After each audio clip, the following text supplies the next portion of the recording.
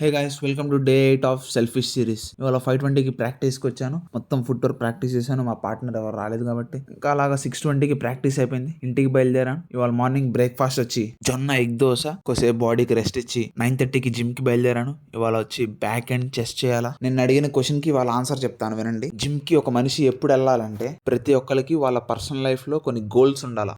For example, నువ్వు student అనుకో, next సెమిస్టర్లో నేను టాప్ చేయాలా. ఒకవేళ నువ్వు జాబ్ చేస్తున్నావు అనుకో, ఈ ఇయర్ ఆఫ్ ద ఎంప్లాయీ ఉండాలా. ఒకవేళ నువ్వు బిజినెస్ చేస్తున్నావు అనుకో, ఈ ఇయర్ నా టర్న్ ఓవర్ ఒక 2 crores 3 crores పెరగాల. ఇలాంటి గోల్స్ పెట్టుకొని మీరు ఎప్పుడైతే జిమ్కి వెళ్తారో, మీరు జిమ్లో ఏ పర్సన్ని చూసి ఇన్ఫ్లుయెన్స్ అవ్వరు. దాని పైగా మీరు మీ మీద ఫోకస్ పెడతారు. ఇంకొక అడ్వాంటేజ్ ఏంటంటే, మీరు వెయిట్స్ లిఫ్ట్ చేయడం వల్ల మీ బ్రెయిన్ ఇంకా 2 times షార్ప్గా పనిచేస్తుంది.